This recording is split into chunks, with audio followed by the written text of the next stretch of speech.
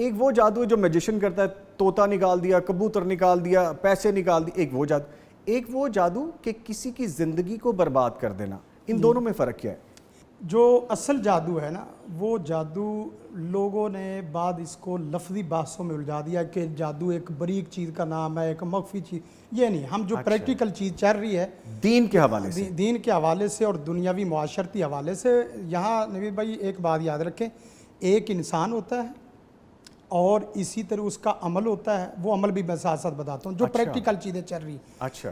اور تیسری جناتی یا غیر مرئی قوتیں, مثلا ایک انسان خاص کفیت میں جس وقت بیٹھتا ہے وہ رحمانی طریقے سے ہٹ کے شیطانی الفاظ اور قرآن مجید کو واش روم میں جا کے پڑھنا, نعوذ باللہ غلط چیزوں کے ساتھ لکھنا. ایک منٹ, قرآن کریم کو واش روم میں جا کے پڑھنا, سر یہ کیسے ممکن ہے؟ یہ دیکھیں, جو کسی انسان کی جان کے درپے ہوا ہے, اس کو قتل کرنے کے لیے, اسے بیمار کرنے کے لیے, حاسد کئی جس وقت حسد کی آگ میں جس وقت حاسد جلتا ہے نا, پھر وہ پورے ملک کو جلانے کی کوشش کرتا ہے, کیونکہ اس کے اندر آگ جو جل رہی ہے. تو سر پھر